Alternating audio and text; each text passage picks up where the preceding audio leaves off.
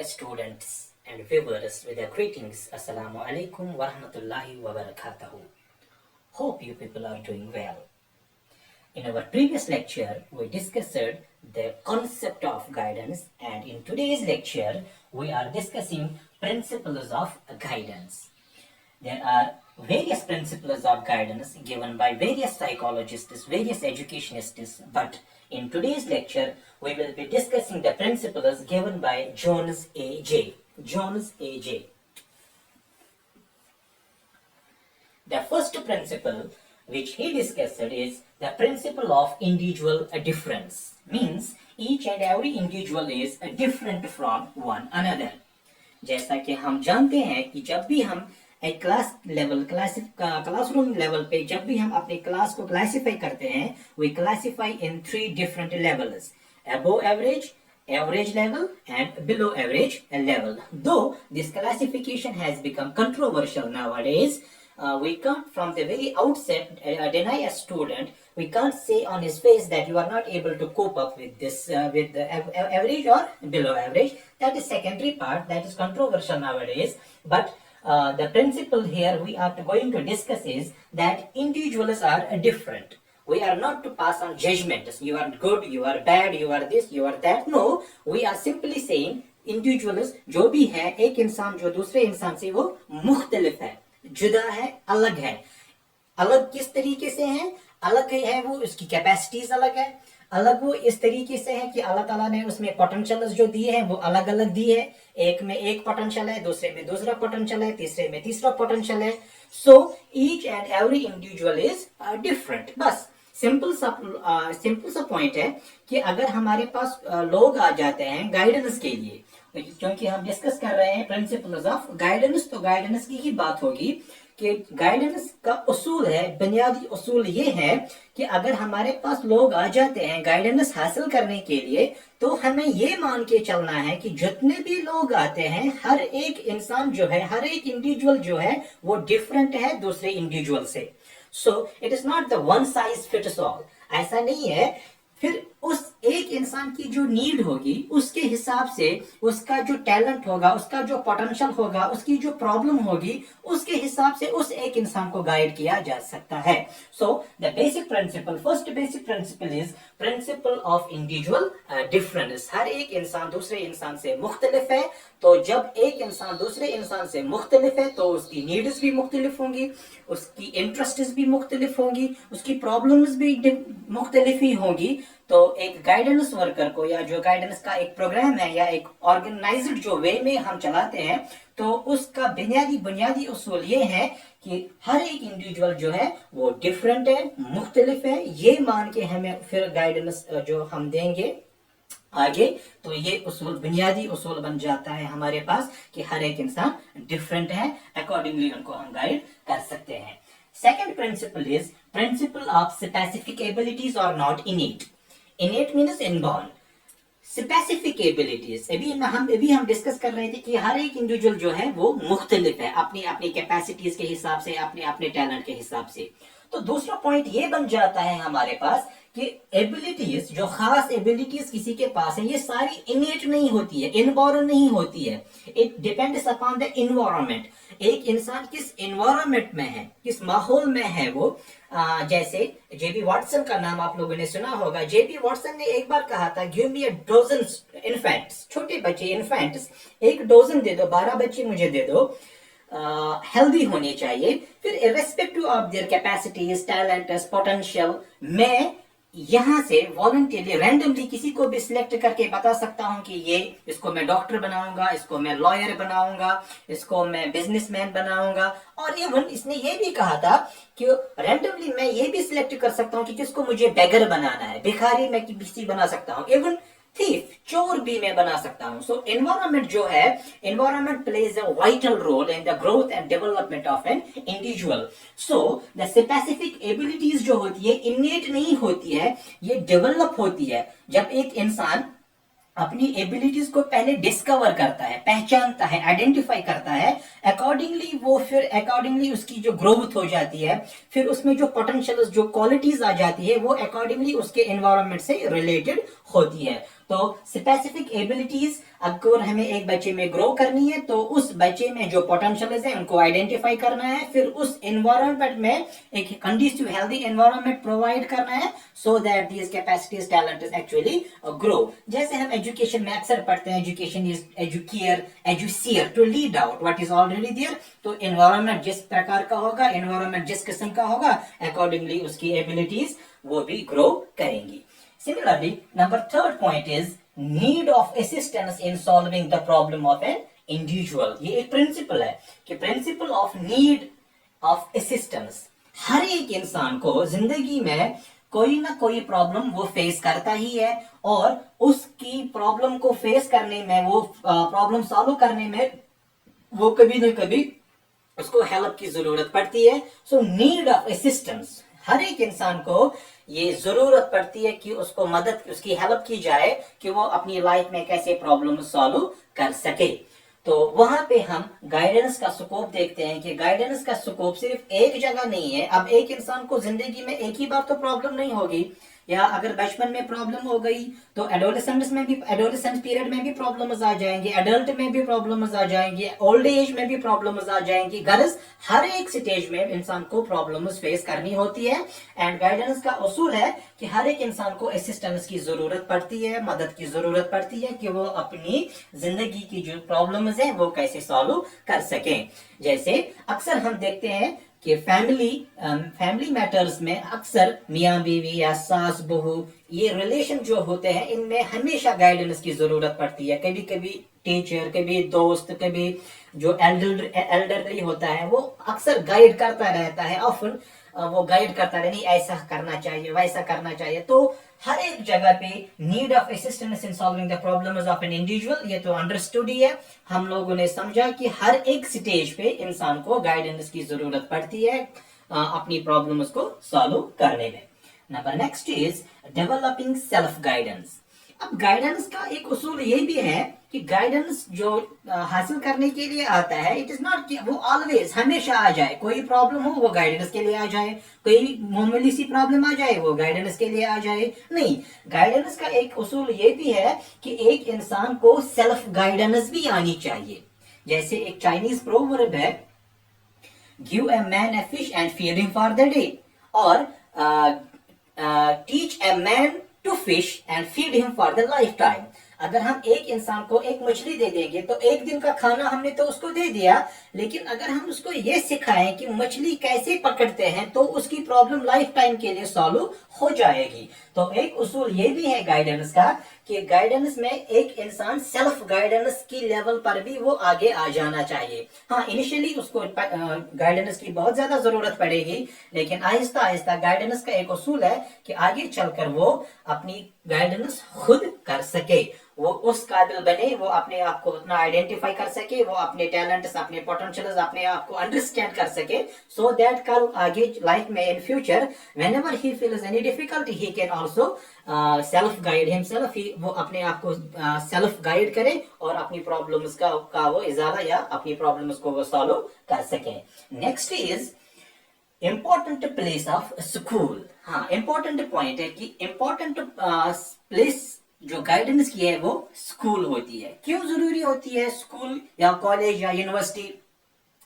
क्योंकि अगर हम किसी बिजनेसमैन को कहेंगे, अगर वो कोई डिफिकल्टी फील कर रहा है, अगर हम इसको बोलेंगे कि आपको फलानी जगह जाना है, फलानी सेंटर में जाना है, फिर अपॉइंटमेंट लेनी है, फिर उसको अपनी डिटेल्स देनी है, फिर वो आपका केस स्टडी करेगा, तो एक बिजनेसमैन के पास उतना टाइम नहीं होता है। इवन किसी के पास भी आजकल में इतना टाइम नहीं होता है कि वो ये सारा मैकेनिज्म जो प्रोसेस है गाइडेंस का, जो एक प्रोसेस है वो फुलफिल कर सके। तो वो कहता है नहीं चला रहने दो, मैं खुद देखूंगा। इसीलिए इंपॉर्टेंट प्लेस ऑफ स्कूल, अगर स्कूल में एक बच्चा, जैसे in our part of the world 10 to 4, 10 से 4 तक हमारे बच्चे स्कूल में रहते हैं, टीचर भी होते हैं, हेडमास्टर्स भी होते हैं, इवन काउंसलर्स भी अब होते हैं। तो स्कूल इसलिए इंपॉर्टेंट बन जाता है क्योंकि बच्चा वहां रिटेन होता है 10 से 4 बजे तक। टीचर्स भी होते हैं, काउंसलर्स भी होते हैं। एक टीचर बच्चे को ऑब्जर्व करता रहता है, माइन्यूटली ऑब्जर्व करता है, फिर बच्चे की जो भी प्रॉब्लम है तो वो टीचर्स या काउंसलर्स या जितने भी वहाँ स्टाफ जो होगा वो इस बच्चे को अंडरस्टैंड करते हैं, क्योंकि ज्यादा टाइम वो उन्हीं के साथ गुजारता है। तो अगर initial from the very outset उसकी इनिशियल लेवल में ही उसको अच्छी तरह से गाइड किया जाएगा, तो ये जितने भी पॉइंट्स हमने ऊपर पढ़े, सेल्फ गाइडेंस, असिस्टेंस या स्पेसिफिक एबिलिटीज, तो ये उसमें आ जाएगा। तो विद द रिजल्ट उसकी लाइफ जो हो वो एक अच्छी लाइफ वो आगे लीड कर सकता है, अपनी जिंदगी को आगे ले जा सकता है। सो हमने देखा कि जॉन्स ने जो 5 प्रिंसिपल्स दिए हैं।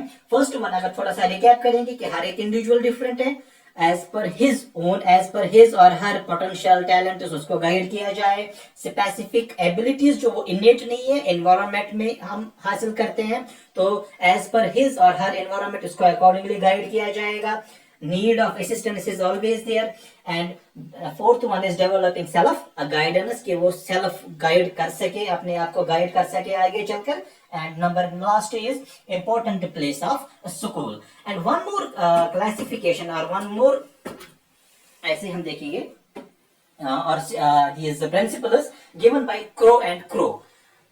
These were earlier, which were discussed, these were given by A.J. Jones, and these principles, these are probably 7 principles I have written. These are some principles are overlapping with the A.J. Jones, so I have skipped them. So the first principle is, as per the Crow and Crow, study of an individual and evaluation. तो crow and crow का मानना है कि हम तभी guidance programme एक तभी successful हो जाएगा, या गाइडेंस प्रोग्राम हम तभी कैरी आउट कर सकते हैं जब हमें एक इंडिविजुअल को स्टडी करना है। Without studying an individual, how can we actually guide him? जब तक ना हमें उस एक स्टूडेंट का या एक इंडिविजुअल का डेटा पता हो कि इसका फैमिली बैकग्राउंड क्या है, उसकी फिजिकल पोजीशनिंग क्या है, उसकी पोटेंशियल क्या है, उसका इंटेलेक्चुअल स्टेमिना वगैरह जो भी उसको डेटा चाहिए, अगर ना वो इस डेटा को एक इंडिविजुअल को स्टडी ही कर पाए तो उसको वो कहाँ फिर गाइड प्रॉपरली कर सके। सो first step, first principle as per the Crow and Crow is the study of an individual and evaluation. जब तक ना उसके पास वो डेटा आ जाएगा एक स्टूडेंट को, तब तक ये गाइडेंस प्रोग्राम जो हो गया ना ये सक्सेसफुल नहीं हो सकता। Second one is responsibility of A skilled worker. अब ये जो गाइडेंस का जो प्रोग्राम है ये कोई any Tom Dick and Harry नहीं कर सकता, उसके लिए स्किल्ड वर्कर होना चाहिए, और उस स्किल्ड वर्कर के पास उतना एक्सपीरियंस होना चाहिए। हम यहाँ अक्सर क्या करते हैं, अगर मेरे पास कोई, अगर अल्लाह ताला बचाए हम सबको इससे दूरी रखे, कोई प्रॉब्लम आ जाती है तो हम अपनी प्रॉब्लम किसी ऐसे शख्स, किसी ऐसे इंसान के पास ले जाते हैं जो उस प्रॉब्लम को अच्छी तरह से ना स्टडी कर सकता है, ना उसके पास वो कंसर्न नॉलेज और एक्सपीरियंस ही है।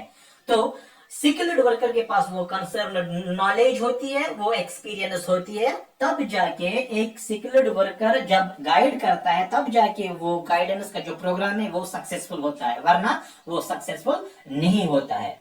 Number third is related to every aspect of life. This guidance जो है ये हर एक एस्पेक्ट से ताल्लुक रखती है। अगर ऐसा नहीं है कि बस एजुकेशनल मैटर्स में मुझे गाइडेंस की जरूरत है, नहीं, वोकेशनल मैटर्स में भी है, पर्सनल मैटर्स में भी मुझे गाइडेंस की जरूरत पड़ती है, सोशल मैटर्स में मुझे गाइडेंस की जरूरत पड़ती है। तो गाइडेंस की जरूरत एक इंसान को हर एक एस्पेक्ट की, उसका जो जिंदगी का हर एक एस्पेक्ट है उसमें उसको गाइडेंस की जरूरत पड़ती है। Number next is responsibility of teachers, headmasters and principles. तो ये जो गाइडेंस है it is the actually responsibility of teachers. Headmasters and principals are also teachers but with more experience. So it is teachers, ये teachers का job है जो actually बच्चों को या जो समाज में जो भी जहां भी प्रॉब्लम है एक टीचर को वो एड्रेस करनी है, क्योंकि एक टीचर ही एक ऐसा तबका है, एक टीचर ही एक ऐसी कम्युनिटी है जो कभी अपने मफाद, अपने फायदे के लिए नहीं सोचता है। अगर हम बिजनेसमैन की बात करें, अगर हम बिजनेसमैन के पास जाएंगे कि मुझे इस मामले में गाइड कीजिए, तो वो हमेशा उस बिजनेस माइंड से ही आपको गाइड करेगा, वो देखेगा कि इसमें मुनाफा कितना है, नुकसान कितना है। लेकिन टीचर एक ऐसा इंसान होता है जो बच्चे को ऑलराउंड डेवलपमेंट के को मद्देनजर रखते हुए, प्रिंसिपल ऑलराउंड डेवलपमेंट को मद्देनजर रखते हुए एक बच्चे को गाइड कर सकता है, किसी भी इंसान को गाइड करता है। So it is the responsibility of teachers actually. Number next is preparation to all round development. Preference to all round development. Guidance में हम प्रेफर करते हैं एक स्टूडेंट की ऑल राउंड डेवलपमेंट। मींस एक बच्चे को सोशली भी डेवलप करना है, एक बच्चे को कल्चरली भी डेवलप करना है, एक बच्चे को इंटेलेक्चुअली भी डेवलप करना है, एक बच्चे को एथिकली भी डेवलप करना है, स्पिरिचुअली भी डेवलप करना है, फिजिकली भी डेवलप करना है। तो ये सिर्फ एक ही एस्पेक्ट नहीं है। अगर हम ऐसे बनाएंगे एक ग्राफ, तो social development, intellectual development, emotional development, तो अगर हम ये बनाएंगे तो होता क्या है, हमारा ग्राफ जो है ना वो इंटेलेक्चुअल डेवलपमेंट पे बहुत ऊपर चला जाता है। सोशल डेवलपमेंट, स्पिरिचुअल डेवलपमेंट वो नीचे ही रह जाता है, उसमें उतनी डेवलपमेंट नहीं होती है। This is not called the harmonious development. अगर ग्राफ ऐसा है जिसमें सोशल डेवलपमेंट भी इक्वल है, इमोशनल भी, इंटेलेक्चुअल भी, फिजिकल भी, तो एक स्ट्रेट लाइन का ग्राफ बन जाता है, that is called the harmonious development. अगर थोड़ा थोड़ा हम हर एक चीज को डेवलप करेंगे, सो ये एक प्रिंसिपल बन जाता है गाइडेंस का, that is the preference to all round development. Education का मकसद ही यही है कि एक बच्चे की ऑल राउंड डेवलपमेंट हो जाए। एजुकेशन का मकसद ये नहीं है कि हमें कुछ डिग्रियां हासिल करके जॉब लेना है, नहीं। एजुकेशन का मकसद है कि हमें एक इंसान को डेवलप करना है, उसकी पर्सनैलिटी को डेवलप करना है, और पर्सनैलिटी को डेवलप करने के लिए ऑल राउंड डेवलपमेंट जरूरी है। Number next is guidance according two stages.